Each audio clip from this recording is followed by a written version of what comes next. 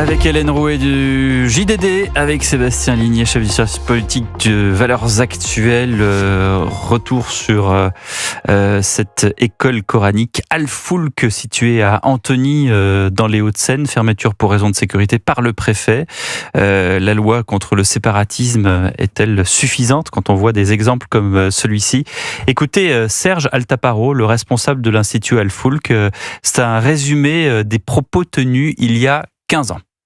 Les Français étaient autrefois des gens de bon comportement, car ils conservaient encore des vestiges de la religion chrétienne. Le diable leur a alors embelli leurs actions. Il est aujourd'hui leur allié. Ils auront un châtiment douloureux. C'est ainsi qu'aujourd'hui, nous constatons que les dirigeants sont les pires des gens. Et peut-être même que certains ministres mettent au monde des enfants d'adultère et que certains maires pratiquent la perversité du peuple de l'autre, c'est-à-dire l'homosexualité. Il faut absolument que la femme qu'on veut marier ait un tuteur. Il est permis au père de refuser celui qui demande la main de sa fille si cela lui chante. Si la femme est musulmane, il est obligatoire que son tuteur soit musulman. Quant aux hommes mécréants, étrangers, la musulmane devra cacher en leur présence la totalité de son corps, visage et mains compris. C'est totalement sidérant. Tout à l'heure, Hervé Marseille était là, à cette place, dans le studio. Il est sénateur de cette zone. Et on se dit, mais comment est-ce que tout ça a pu passer en sous-marin sans savoir Mais ils savent, Pierre. Ils savent. C'est là où. Comment est-ce que vous pouvez dire ça? C'est dommage qu'Hervé Marseille soit pas là, comme ça il pourrait vous apporter la contradiction. Les rapports existent. Les rapports. Mais donc ils font quoi?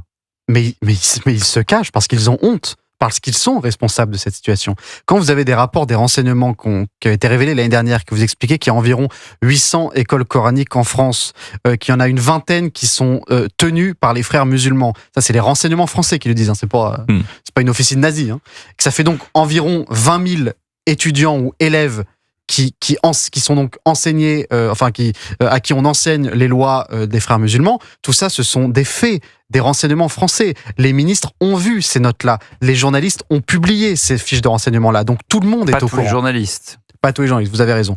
Donc les lois existent. En réalité, c'est une question de volonté politique et d'absence de volonté politique. Il n'y a aucune excuse pour pas s'occuper de ces 20 écoles qui sont tenues par les frères musulmans. Mais là, il y a une école qui ressort. Vous me dites qu'il y en a 800 dans le collimateur. Non, il y a 800 écoles coraniques totalement. Et il y en a une vingtaine qui sont tenues par les frères musulmans. Et il y en a une vingtaine, Hélène Rouet, qui sont, j'allais dire, dans le spectre. Et qu'est-ce qu'on fait? Rien. En termes de chiffres, c'est pareil. Quand on regarde le rapport des frères musulmans qui a effectivement été déclassifié, on parle de 139 mosquées, on parle de 280 associations qui sont effectivement également liées à la mouvance frériste. Aujourd'hui, on le sait, les frères musulmans, ils s'intègrent dans toutes les strates de la société. C'est leur stratégie, dans les commerces, dans l'éducation, dans le sport. Et la classe politique, elle observe, elle ne fait rien. Pour appeler effectivement sur une potentielle dissolution des frères musulmans, pour rappeler un sondage, 88% des Français aujourd'hui, un sondage CSA, CNews, Europe 1, JDD, sont pour l'interdiction des frères musulmans et 81% des partisans de la gauche. Mais donc ça, c'est édifiant. Mais et ce rapport, Sébastien Ligné qui rappelle ce rapport. Bah oui, mais souvenez-vous, c'était la fin de l'été. Retailleau arrive en Conseil des ministres, il le présente au président, et puis ils s'engueulent. On sait que c'est tendu au Conseil des ministres, et puis après, on les voit traverser l'avenue Marigny, qui donc relie l'hôtel de Marigny à comment dirais-je, où ce Conseil des ministres s'était tenu, je ne sais plus pour quelle raison, parce que c'était un conseil de défense, je crois. Et puis après, ils rejoignaient l'Élysée. Il y avait ces images-là.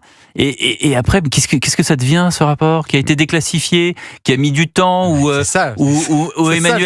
Emmanuel Macron avait fait la leçon à Bruno Retailleau en disant c'est pas complet. Ça va, quoi, on en est où là? C'était il y a un an. Rapport qui, au départ, était finalement remisé à la cave dans les archives du ministère de l'Intérieur. Et quand Bruno Retailleau est arrivé, il a fait un petit tour par la cave de Beauvau, il a fait tiens, il y a un rapport sur les frères musulmans qui existe qu'on n'a jamais publié. On n'est jamais là au bout de ce rapport. Et c'est étrange. Pourquoi aucun ministre avant, pourquoi mes prédécesseurs ne sont pas penchés sur ce cas-là? Parce qu'ils ont honte. Encore une fois, je pense que c'est ça le plus important. C'est qu'ils sont parfaitement au courant. L'ignorance, ce n'est pas un critère. Mais il n'est jamais trop tard.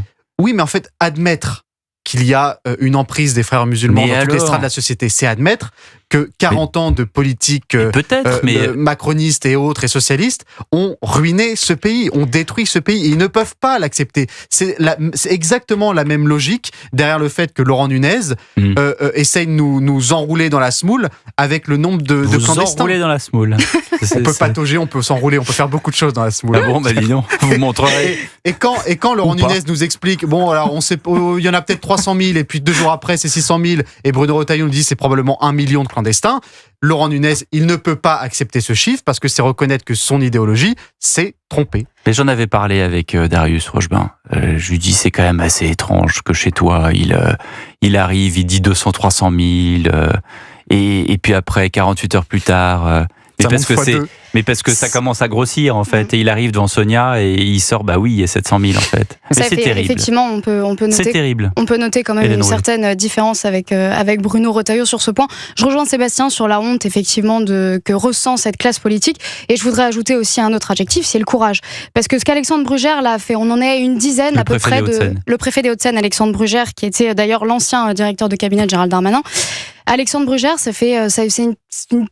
ça doit être la 10e fois environ qu'il s'attaque effectivement à ces dérives islamistes. En mai 2025, il s'était attaqué d'ailleurs à un autre institut qui s'appelle l'Institut Lycène à Colombes, qui était également soupçonné de dérives islamistes. Et en fait, on voit dans la personnalité d'Alexandre Brugère, lui, il fait les choses. On a l'impression que quand même, il a un certain courage pour bouger. Là, en l'occurrence, dans l'affaire d'Al-Foulk, il a utilisé donc un argument qui était les règles, c'est-à-dire que l'institut en fait n'avait pas les bonnes réglementations en termes de risque incendie. C'est la raison pour laquelle c'est grâce à ça qu'il a pu fermer en fait cet institut. Il a demandé des travaux pendant 8 jours qui n'ont pas été réalisés. Et donc, c'est en fait, édifiant. C'est quand même dramatique de devoir passer par là. Il en est passé par là pour fermer. Ce que vous dites. Ouais, il en est passé par là. On ferme pour des raisons incendie, alors qu'en réalité, la vraie raison, c'est vous avez là un directeur qui dit mariez-vous avec une fille de 9 ans. Après tout, le prophète l'a fait.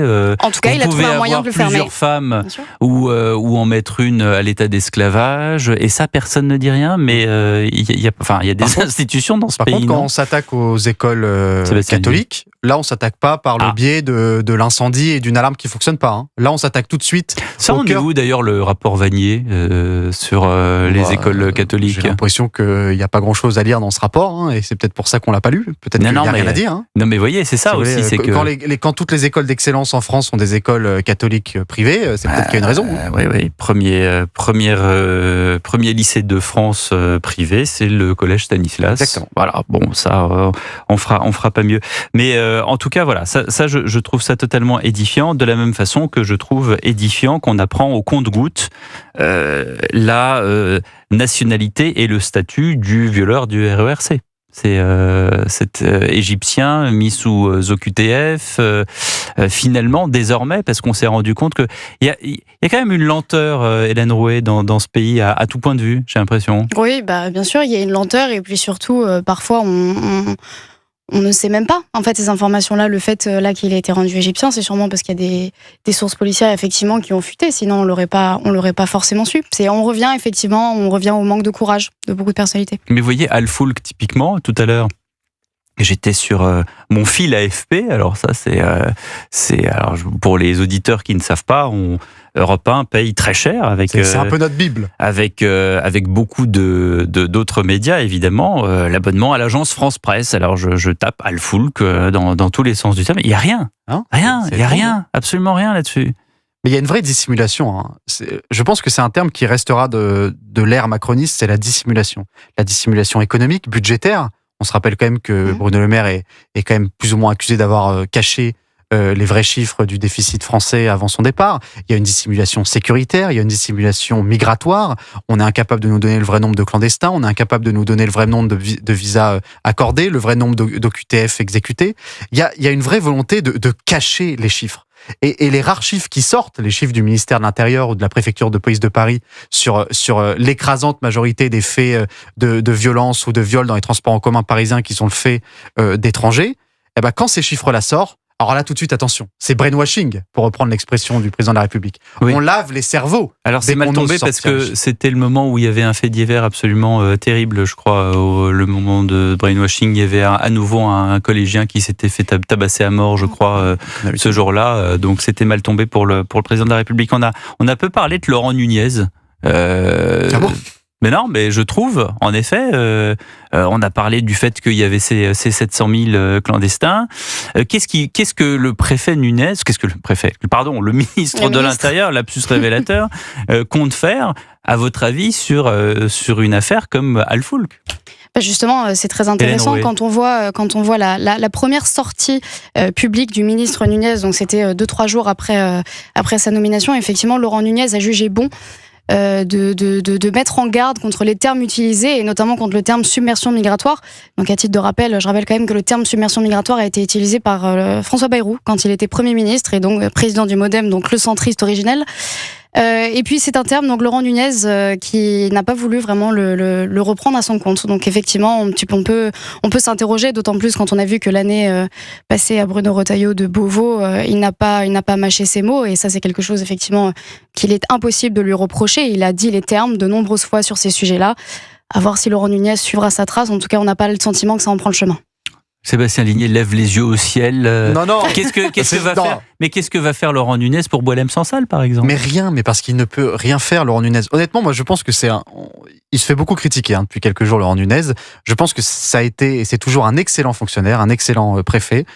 Maintenant, en tant que ministre, dans un gouvernement centriste et dans une assemblée sans majorité absolue, il ne peut rien faire. En tout cas, il ne peut pas faire plus que ce qu'a fait Bruno Retailleau lorsqu'il était ministre de l'Intérieur. C'est-à-dire que par les quelques biais, notamment l'ordonnance ou les biais directs, les directives, vous pouvez agir. Mais c'est tout. Il ne pourra pas y avoir de révolution avec Laurent Nunez. Mais il a ça à sa disposition.